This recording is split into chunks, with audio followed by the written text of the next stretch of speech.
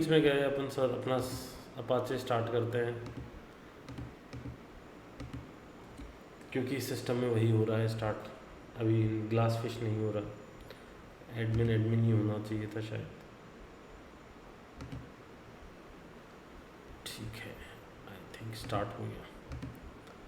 अब अपन एक बार अपने एंट के ऊपर बनाए या मेवन के ऊपर बनाए, तुम लोगों का क्या कहना है?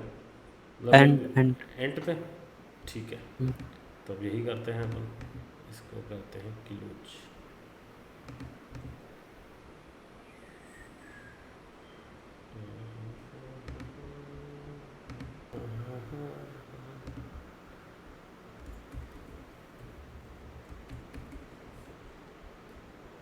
ओके, फोल्डर बन गया है ऑलरेडी T1।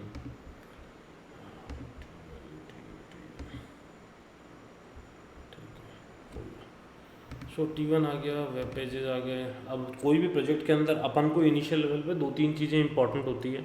एक index.html स्टार्टिंग के लिए, थोड़े टाइम बाद वो भी नहीं रहेगी। और दूसरी आएगी अपनी web.xml, जो इसने नहीं बनाई है शायद, और ये इसने गलती करी बना के। यदि बना दी होगी तो सब अच्छा काम किया होगा। वेब डॉट एनएफ में रहता है।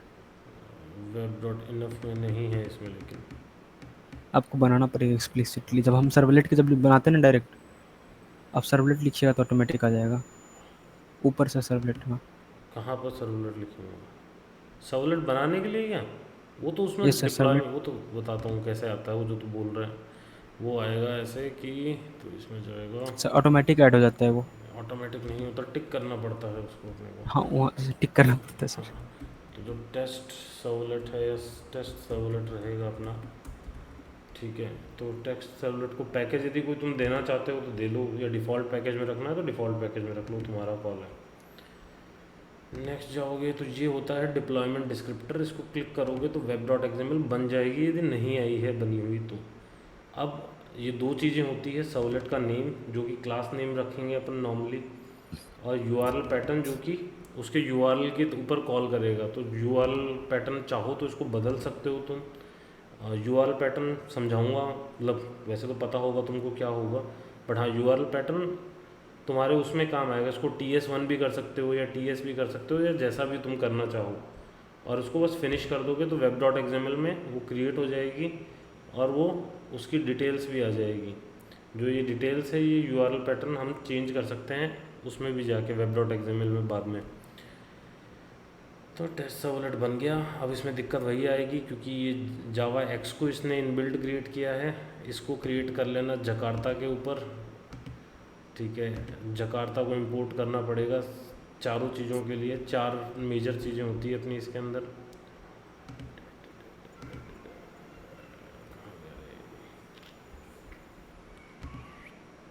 इंपोर्ट,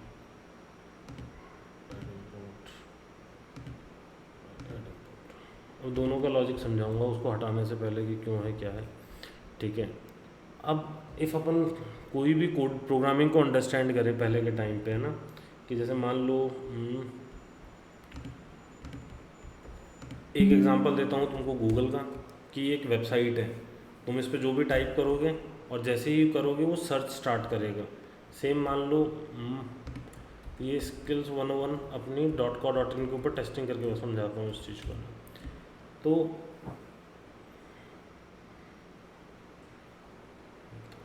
टाइम सो ये जो वेबसाइट है ये प्योरली HTML पेजेस की वेबसाइट है, प्योरली, है ना, मतलब ये कोई डायनेमिक वेबसाइट नहीं है, सिर्फ HTML पेजेस हैं।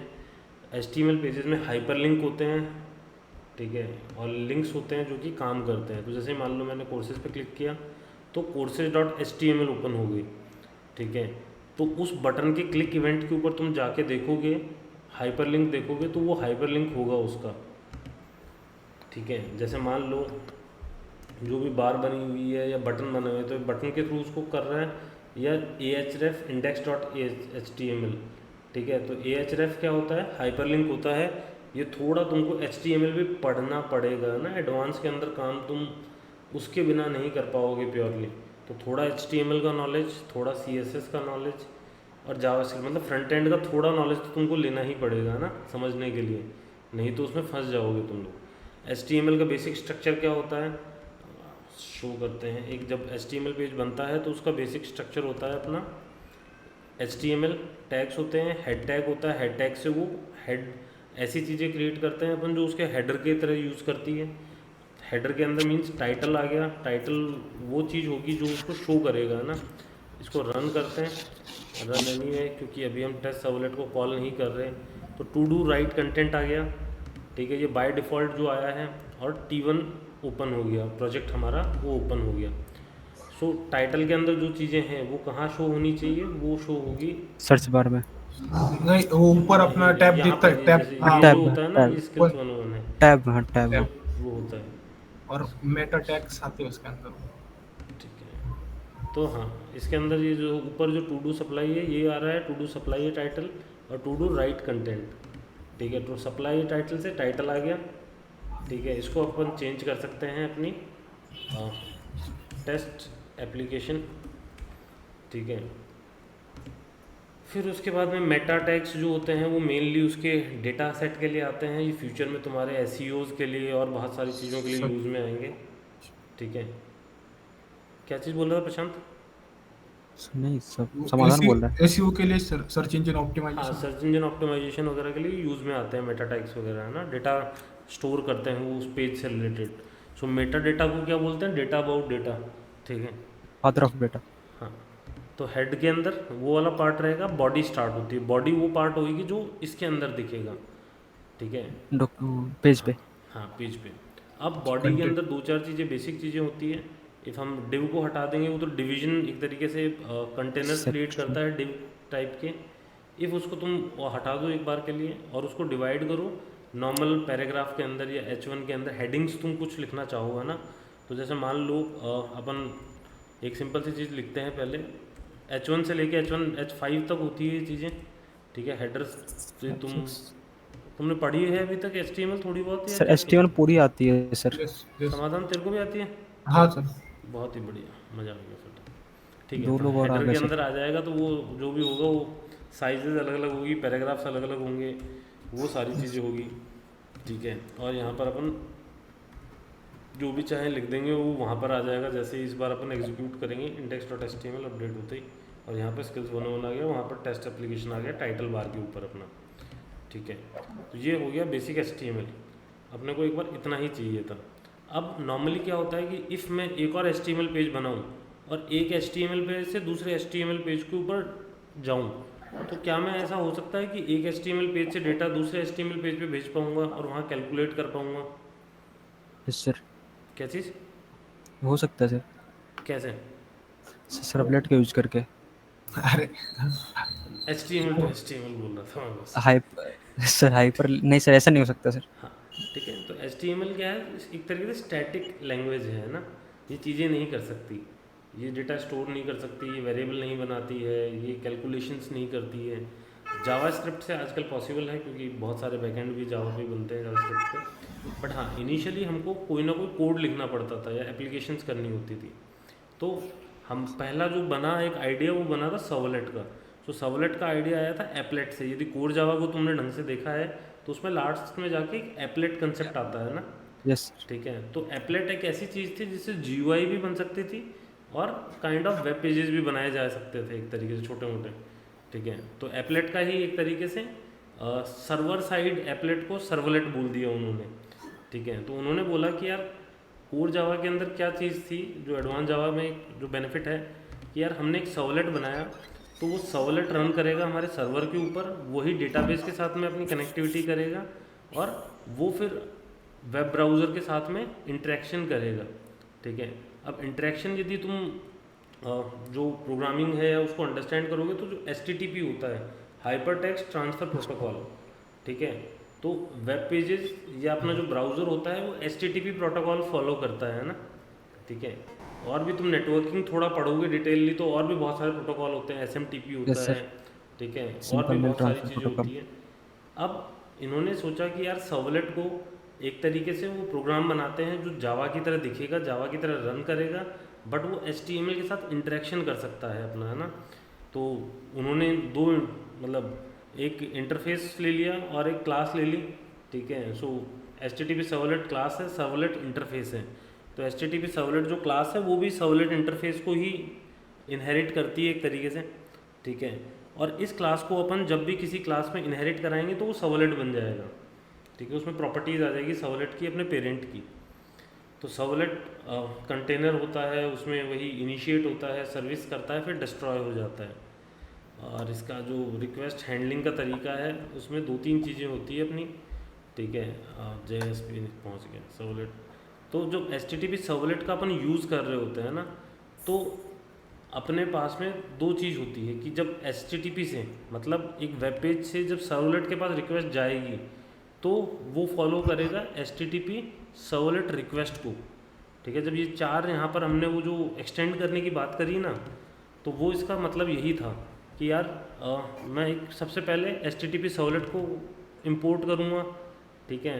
पहले के टाइम पे JavaX पैकेज के अंदर आती थी, अभी ये जकार्ता के अंदर आती है। JavaX शायद हट गया है मेरे ख्याल से, मुझे नहीं एग्जैक्ट सर, ध्यान वो नहीं। क्या बोलते हैं वो उसमें यूज करते, टॉमकैट 7.6 यूज करते तो उसमें आता है। हाँ पुराने वाले में तो है ही, हम्म, ठीक है। बट जो नए वर्जन है वो जकार्ता के ऊपर आ गए हैं सारे के सारे, है ना, हम्म, ठीक है। तो एक सबसे पहला जो है अपना वो है HTTP सर्वलेट, जो कि एक्सटेंड करेगा हमारी क्लास को, ठीक है। जो भी हमारी क्लास बनेगी, टेस्ट सर्वलेट नाम की जो हमने क्लास बनाई वो एक्सटेंड कर रहा है HTTP सर्वलेट को, और वो हमने इंपोर्ट कर ली है जकार्ता सर्वलेट HTTP सर्वलेट से। अब इंटरेक्शन करने के लिए अपने को 2 और चीज़ें चाहिएगी। एक HTTP सर्वलेट रिक्वेस्ट, ठीक है। तो ये क्या करेगा, जब भी हमें HTML से रिक्वेस्ट आ रही है, मतलब वेब पेज से रिक्वेस्ट सर्वलेट के पास में आ रही है, तो वो इस ऑब्जेक्ट में या इस क्लास के ऑब्जेक्ट में स्टोर हो जाएगी, ठीक है। और मुझे उसी HTTP के ऊपर वापस रिस्पॉन्स भेजना है कि मुझे लिखना है उसके ऊपर, तो HTTP सर्वलेट रिस्पॉन्स क्लास का मैं यूज़ करूँगा। तो इन दोनों का आगे यूज़ क्या होगा वो समझ बता दूंगा प्रॉपरली, ठीक है। बट हाँ, इसको याद रखना, HTTP सर्वलेट रिक्वेस्ट से हम रिक्वेस्ट गेट करते हैं और सर्वलेट रिस्पॉन्स से वापस पेस्ट करते हैं अपने रिस्पॉन्सेज HTTP पेज के ऊपर, ठीक है। अब अपने जो IO एक्सेप्शन, एक तो HTTP सर्वलेट एक्सेप्शन लेना पड़ेगा, सर्वलेट एक्सेप्शन, फिर सर्वलेट से रिलेटेड जो एक्सेप्शंस आएगी, IO एक्सेप्शन क्योंकि अपन इनपुट आउटपुट करने वाले हैं, और प्रिंट राइटर, इसका भी यूज़ समझ में आएगा कि किस तरीके से हम वेब पेजेस के ऊपर लिख सकते हैं, है ना, ठीक है। अब इसको करते हैं एग्जीक्यूट। तो ये टेस्ट सर्वलेट बन गया। अब टेस्ट सर्वलेट के अंदर अपने 2 और, मतलब ये धीरे धीरे करके तुमको आ जाएगा प्रैक्टिस के अंदर। एक्चुअल में 2 फंक्शन होते हैं हमारे, डू गेट और डू पोस्ट। उन दोनों का यूज़ मैं समझा दूंगा अलग अलग सिनेरियो के अंदर। डू गेट क्या करता है, दोनों में सेम चीज़ें हैं, पैरामीटर सेम रहेंगे दोनों के। वॉइड डू गेट ये HTTP सर्वलेट रिक्वेस्ट और रिस्पॉन्स 2 पैरामीटर लेता है, उनके ऑब्जेक्ट लेता है और थ्रो करता है सर्वलेट एक्सेप्शन और इनपुट आउटपुट एक्सेप्शन को, ठीक है। सेम डू पोस्ट होगा। डू पोस्ट जो फंक्शन होता है वो भी यही चीज़ करेगा, सेम 2 पैरामीटर लेगा और सेम ही एक्सेप्शन थ्रो करेगा। अब क्योंकि ये दोनों कॉलिंग अलग अलग जगहों से आती है, ठीक है, बहुत अलग अलग जगहों से आती है डू गेट और डू पोस्ट, इसलिए उन दोनों को अपन ने क्या किया, दोनों से ही अपन ने एक यूज़र डिफाइंड फंक्शन बनाया, प्रोसेस रिक्वेस्ट और प्रोसेस रिक्वेस्ट। उसको कॉल कर दिया कि कहीं से भी, चाहे डू गेट से कॉल आए या डू पोस्ट से कॉल आए, हम प्रोसेस रिक्वेस्ट को एग्जीक्यूट करेंगे इस वाले फंक्शन को जो हमने बनाया है एक तरीके से। और हमने उसमें सेम वही 2 पैरामीटर डाल दिए, HTTP servlet request, HTTP servlet response, और थ्रोज करता है सर्वलेट एक्सेप्शन और IO एक्सेप्शन को, ठीक है। अब ये कैसा दिखेगा, तो मैं अब सबसे पहला टास्क करना चाहता हूँ कि मैं इस इंडेक्स HTML से मेरे इस टेस्ट सर्वलेट को कॉल करना चाहता हूँ, ठीक है। तो मैं क्या करूँगा, मैं इस पर अपना ahref लगा दूँगा। सबसे पहले तो हाइपरलिंक लगा के ट्राई करते हैं ना, एक मैनुअल कॉलिंग के तरीके से। तो हाइपरलिंक लगा देते हैं अपन इस पर, और हाइपरलिंक पे किसका एड्रेस देंगे अपन, टेस्ट सर्वलेट का। सो टेस्ट सर्वलेट, ठीक है। अब ये इसमें एरर क्यों दिखा रहा से था, AH लिखा हुआ है, से ओके AH सॉरी आ रही सॉरी, है। हाँ ठीक है। तो अब अपन इसको फिर से चाहें तो, और सबसे अच्छी चीज़ है वो वैसा रन कर गया तो बढ़िया है, बिल्ड बार बार ना करना पड़े। बिल्ड पाथ नहीं हुआ सर। क्या चीज़, इसमें XML फाइल ऑटो जनरेट होता है। वो आएगा तेरे को भी धीरे धीरे करके, मजा, चिंता मत कर। जब अलग अलग जगहों पे फंसेंगे ना अपन, रन क्यों नहीं हो रही है? ठीक है, तो ये एच रफ आ गया, इस पर क्लिक करते ही हमारा टेस्ट सर्वलेट आ गया। तो टेस्ट सर्वलेट के अंदर अपन ने मतलब जो जावा के अंदर हमने कोड किया था HTML जैसा, ठीक है, आउट डॉट प्रिंट इस प्रिंट राइटर का एक ऑब्जेक्ट है जो कि रेस्पॉन्स डॉट गेट राइटर को यूज़ कर रहा है ना। मतलब ये एक बार के लिए टर्म समझ लो, इनको एक एक डिटेल में अपन आराम से अंडरस्टैंड करेंगे, है ना। तो एक बार के लिए प्रिंट राइटर का ऑब्जेक्ट है आउट, और आउट डॉट प्रिंट से इसमें जो भी अपन टाइप करेंगे वो वेब पेज पे जाके प्रिंट होने लगेगा एक तरीके से, बट कोड फॉर्म के अंदर, ठीक है। तो इसको HTML कोड में हमने यूज़ किया, HTML सर्वलेट टाइटल रख दिया HTTP सर्वलेट, और request dot gate context path. Context path का मतलब ये है कि उसका पाथ आ जाएगा ना, ऑब्लिक T1, ठीक है। कौन सा प्रोजेक्ट है, सर्वलेट टेस्ट सर्वलेट है T1 जो इसका प्रोजेक्ट है, ठीक है। और उसको क्लोज कर दिया अब अपन ने। तो यही चीज़ आ गई। अब इसको चाहें तो अपन कुछ भी बदल सकते हैं H1 में जाके, चाहें तो मतलब कुछ भी कर सकते हैं ना उसको, ठीक है। उसमें तुम जो भी टाइप करोगे वो वहाँ पर आ जाएगा। इसको वापस रन करते हैं, ठीक है। तो स्किल्स 101 जो भी तुम लिख रहे हो उसके ऊपर आ जाएगा। अब ये चीज़ हो गई कि मैंने ahref से कॉल किया, ठीक है, और उस प्रोग्राम पे ऊपर अपन पहुंच गए।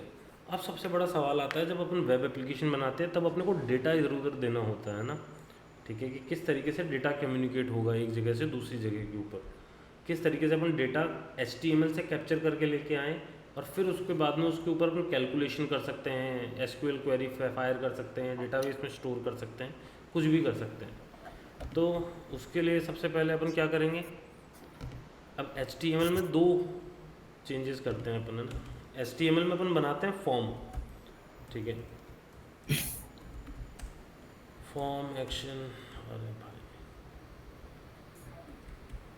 ठीक है, एक्शन में अपन इसको टेस्ट सर्वलेट पे ही भेजेंगे इसको भी, और इसका मेथड रहेगा, ठीक है, जो भी अपन यूज़ करेंगे अभी दोनों। वैसे तुमको मतलब डिफरेंस पता है इन दोनों का, बता सकते हो मेरे को, सुन लूँगा इतनी देर। क्या सर? एक्सेल में डू पोस्ट और डू गेट में? हाँ, फॉर्म के अंदर गेट और पोस्ट में क्या डिफरेंस होता है? सर गेट हम जब सर्वर से रिक्वेस्ट करते हैं किसी डेटा के मामले में, हाँ, तो हम गेट और रिक्वेस्ट करते हैं, और और गेट देते रिक्वेस्ट। हैं, डू में देते हैं अपन नहीं नहीं हाँ, नहीं नहीं, बोल रहा हूँ सुनने इंफॉर्मेशन। दे भाई मेरे को, ओके, बीच में सॉरी ऐसे सर, गलत बात है ना, उसको बोलने का हक है, बताना। सॉरी शुभम यार सर। कैमरा ऑन कर ले, है ना। सर डू पोस्ट में मतलब कि हम डेटा मतलब कि सर्वर को देते हैं, लाइक हम कोई डेटा जिसके फॉर्म भर रहे हैं तो हमारा डेटा सर्वर के पास पोस्ट करने के लिए दिया जाता है। और डू पोस्ट से मोर सिक्योर होता है देन गेट के। और गेट से भी हम सब काम कर सकते हैं, लेकिन पोस्ट सिक्योर होता है, हमारा वो टाइटल बार में दिखता नहीं है। टाइटल बार सर्च बार में मेरा डेटा दिखता नहीं है। ठीक है, शुभम तू भी अनम्यूट कर ले, कोई दिक्कत नहीं यार।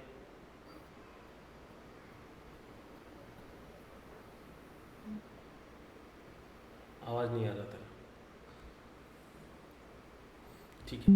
तो डू गेट और पोस्ट के में एक डिफरेंस वही सिक्योरिटी का होता है। दोनों के दोनों क्या करते हैं, डेटा सेंड करते हैं सर्वर के पास में, दोनों का काम यही है, काम अलग नहीं है। बट काम करने से पहले गेट क्या करेगा, जैसे मान लो मेरे को कोई रिक्वेस्ट करना है सर्वर पे, तो गेट उसको स्पीडली कर देगा, ठीक है, और वो उसकी सिक्योरिटी का ध्यान नहीं रखेगा। तो जैसे मान लो मेरे को कोई चीज़ समाधान के पास भेजनी है, तो वो पब्लिकली दिखेगी सबको, है ना, ठीक है, कि यार मैंने समाधान को क्या भेजा है। लेकिन पोस्ट क्या करता है, वो भेजेगा, वो भी भेजेगा, बट वो पहले उसको रैप करता है कंटेनर के अंदर ताकि वो सिक्योर रहे, ठीक है। तो दोनों में डिफरेंस भी वही चीज़ अभी समझा भी देता हूँ। जैसे मान लो जब तुम गूगल पे सर्च करते हो कोई भी चीज़, है ना, कि हेलो वर्ल्ड, तो ये गूगल के इस URL पैटर्न के अंदर तुमको हेलो भी दिख जाएगा और वर्ल्ड भी दिख जाएगा, है ना, ठीक है। तो ये मेथड यूज़ कर रहा है गेट मेथड को गूगल, ठीक है। वहीं जब अपन यूज़र नेम पासवर्ड से रिलेटेड जीमेल वगैरह पे तुम जाके लॉगिन करोगे, तो वो जब डेटा सेंड करेगा तो ऊपर कुछ अजीब से चीज़ आएगी और तुमको समझ में नहीं आएगी, तो वो उसको इंक्रिप्शन दे देता है पहले भेजने से पहले, ताकि कोई नॉर्मल तरीके से उसको देख ना ले। तो यही डिफरेंस है गेट और पोस्ट के अंदर, बाकी वो परफेक्टली सेम चीज़ करते हैं। तो जैसे मानो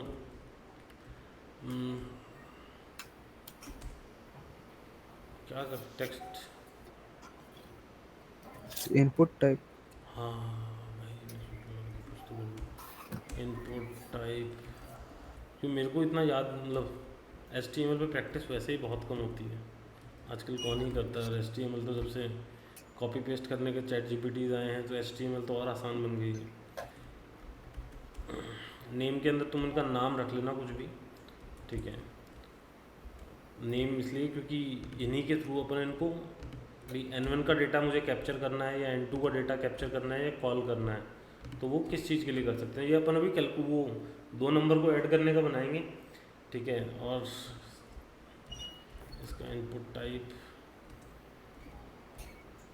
ठीक है, सबमिट कर देना। फॉर्म का जो भी वो एक्शन है वो ले लेगा सबमिट पे क्लिक करते ही, ठीक है। इसको सेव करते हैं और फिर से रन करते हैं, ठीक है। तो स्किल्स आ गई, 2 टेक्स्ट बॉक्सेस बन गए, सबमिट बटन आ गया।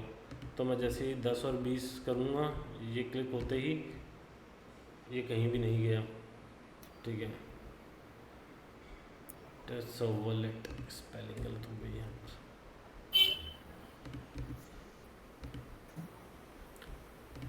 तो जब 10-20 या मत भी डालोगे तो भी सबमिट पर क्लिक करोगे तो चले जाएंगे अपन। तो अपन पहुँच तो गए।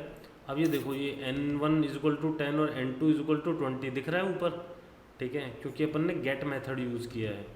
इसी को मैं पोस्ट कर दूंगा ना तो वो दिखेगा ही नहीं तुमको, ठीक है। पोस्ट करने के बाद में इफ़ अपन जाते हैं और उसको रन करते हैं तो वो नहीं दिखेगा,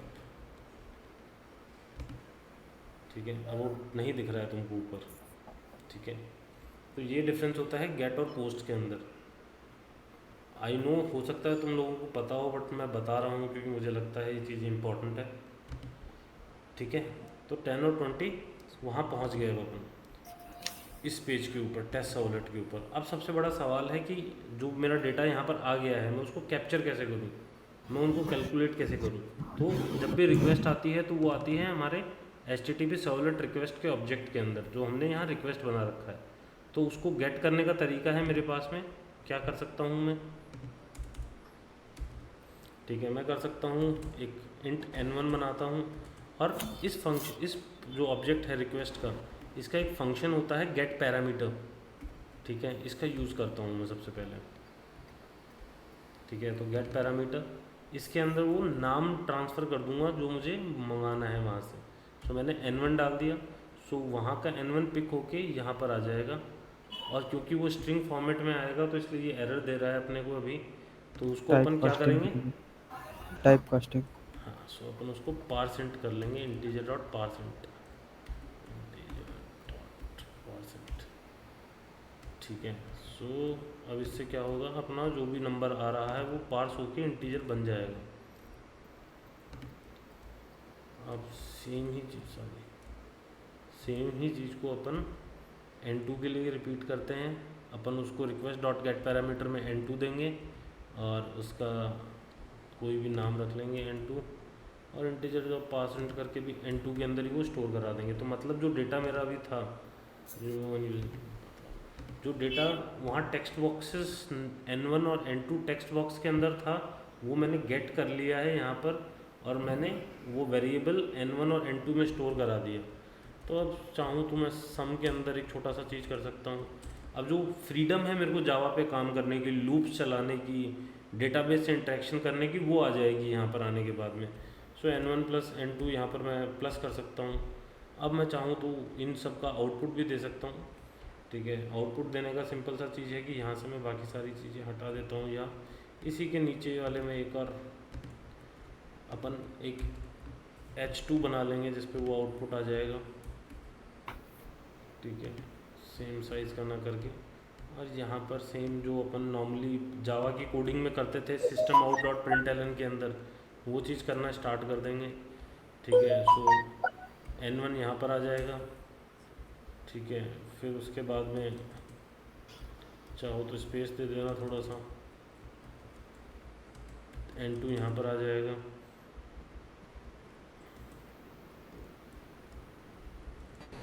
फिर से स्पेस दे देना और इसमें बता देना कि सम क्या है इन दोनों का,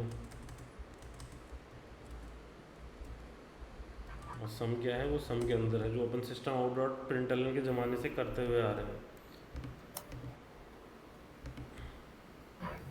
ठीक है, तो 10 इसमें गया, 20 इसमें गया, और हमारा भी पोस्ट मेथड है ऊपर नहीं दिखेगा, बट 10, 20 और 30 आ गया है यहाँ पर।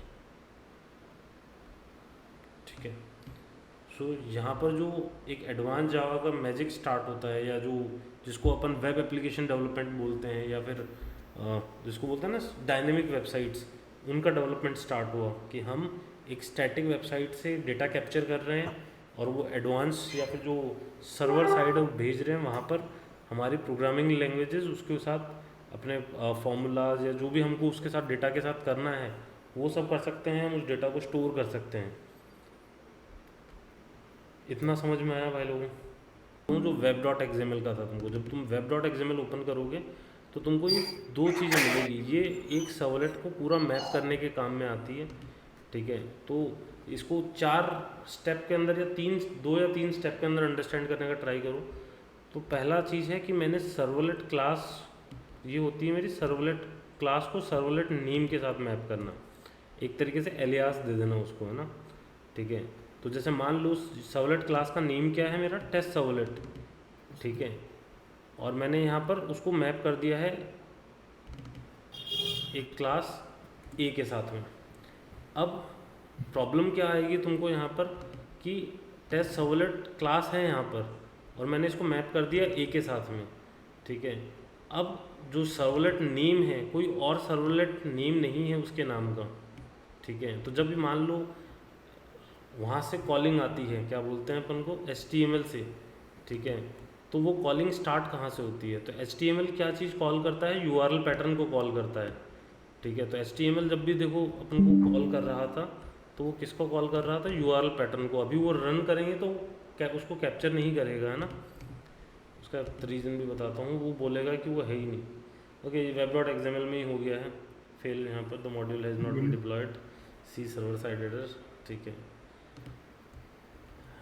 क्योंकि वो है नहीं उसमें, ठीक है। अब ये जो ए है इसको जब अपन मैप कराते हैं यहाँ पर तो सर्वलेट नेम के साथ मैप होगा, तो इसको ए दे देंगे, ठीक है। तो और इसको यदि मैं चाहूँ मेरे URL पैटर्न को मैं नाम दे सकता हूँ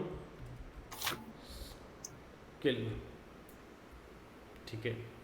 अब क्या हो गया, पूरा गेम चेंज हो गया। अब जब भी तुम्हारा HTML पेज कॉल करेगा तुम्हारे सर्वलेट को तो वो कॉल कर रहा है टेस्ट सर्वलेट के नाम से, बट यहाँ पर उसका URL क्या हो गया है, हमने स्किल कर दिया है, तो यहाँ पर होना चाहिए URL स्किल। तो ये जो यहाँ से कॉलिंग होती है वो कॉलिंग होती है URL के ऊपर। तो URL से जब वो स्किल के साथ मैप होकर यहाँ पर आएगा तो वो पूछेगा कि इसके सर्वलेट का नाम क्या है, तो उसने बताया कि सर्वलेट का नाम है ए, ठीक है। तो बोलेगा ठीक है, अब मुझे उस सर्वलेट की क्लास तक पहुंचना है, तो जो भी सर्वलेट की क्लास का नाम उस ए के साथ मैच होगा वो सर्वलेट कॉल होगा, ठीक है। तो ये उन्होंने एक्स्ट्रा फीचर सेफ्टी के लिए दिया था कि जैसे मान लो URL स्किल है, अब कोई भी ये चीज़ चेक नहीं कर सकता है कि सर्वलेट का नाम क्या था, ठीक है। नहीं तो क्या होता, वो URL के अंदर सर्वलेट का नाम दिखने लग जाता है ना, मतलब यदि तुम सारी चीज़ें सेम करते हो तो। अपन ने पोस्ट यूज किया तब टेस्ट सर्वलेट नाम दिख रहा था। हाँ, तो अब नहीं दिखेगा, अब उसमें दिखेगा स्किल, ठीक है।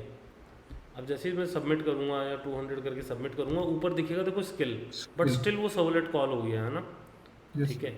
तो ये 4 स्टेप है, 2 के पार्ट में। एक होती है सर्वलेट मैपिंग, तो उसने सबसे पहले URL कॉल किया, URL से उसने सर्वलेट का नेम मैप किया, ठीक है, और फिर फाइनली वो सर्वलेट की क्लास पे पहुंच गया और इस सर्वलेट को उसने कंटेनर में रन कर दिया, ठीक है। अब यदि यहाँ पर मान लो सर्वलेट का नेम AB कर दूंगा और कोई AB नाम का सर्वलेट नेम नहीं होगा तो वो कभी मैप नहीं हो पाएगा, है ना। और उस सिचुएशन में तुमको एरर थ्रो कर देगा, या तो यहीं पे थ्रो कर देगा, नहीं थ्रो किया तो ये वहाँ पर थ्रो कर देगा कि इस नाम का कोई मुझे मिल नहीं रहा है, ये यहीं पे थ्रो कर देगा, है ना, ठीक है। नहीं सर तो मतलब हाँ बोलो।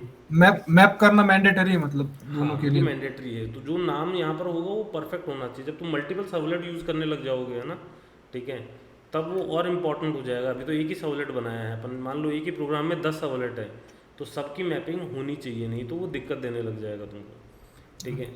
अब ये हमेशा सर्वलेट की क्लास का नेम रहेगा ना, जो सर्वलेट का क्लास नेम रखा है, तो इसको अपन चेंज नहीं कर सकते। बाकी ये 3 चीज़ें अपन हाइड करने के लिए कर सकते हैं, ताकि जब भी कोई कोड करेगा या कोई भी वेब पेजेस के थ्रू आएगा तो वो कभी भी आइडेंटिफाई नहीं कर सकता कि मेरा सर्वलेट का नाम क्या था या कौन सी टेक्नोलॉजी का हम लोगों ने यूज़ करना स्टार्ट किया था। ठीक है, तो यहाँ पर स्किल आ गया और वो मैंने ये टेस्ट सर्वलेट वही इसलिए दिख रहा है क्योंकि यहाँ पर गेट कंटेक्स्ट करके वो प्रिंट आउट दे रखा है, ये हटा दूंगा तो ये भी आना बंद हो जाएगा। ठीक है, इसको सेव कर देते हैं, फिर रन करके देखते हैं एक बार आप। इसके अलावा और करना ही क्या है, 100 200। ठीक है, ये हो गया, वो हट गया। अब स्किल है T1 के अंदर स्किल कॉल हो गया, कहानी ख़त्म। अब यहाँ पर आने के बाद हम कुछ भी कर सकते हैं ना, मतलब कुछ भी। मैं बोलूँगा कि मेरे को लूप चलाना है N1 से लेके N2 तक। ठीक है, तो till the time N1 is less than है N2 तक, तब तक ये लूप चलना ही चाहिए। ठीक है, तब तक किसको प्लस प्लस करें, आई को कर देते हैं। चलो नहीं, N1 N2 N को ही करना पड़ेगा, नहीं तो लूप चला देंगे। एक से चलाते हैं अपन, या तो int i is equal to 1, i till the time less than है N1 से, तब तक लूप हमारा प्लस प्लस चलना चाहिए। और हमारा चाहते हैं कि ये बार बार आउटपुट आए, ये आउटपुट इतनी बार आए कि ही हो जाए। ठीक है, अब इसको चाहेंगे तो जाके रन कर लेंगे अपन। तो जो जावा में छोटी छोटी चीज़ें अपन कर सकते थे वो कर सकते हैं। 100 कर देंगे, यहाँ पर 10 कर देंगे, तो लेस देन 100 100 बार लाइनें आ जाएगी। ठीक है, तो 100 बार चीज़ें प्रिंट हो गई है। तो मैं अब HTML के अंदर लूपिंग यूज़ कर पा रहा हूँ, मेरी कोडिंग यूज़ कर पा रहा हूँ जो मुझे करनी थी। ठीक है,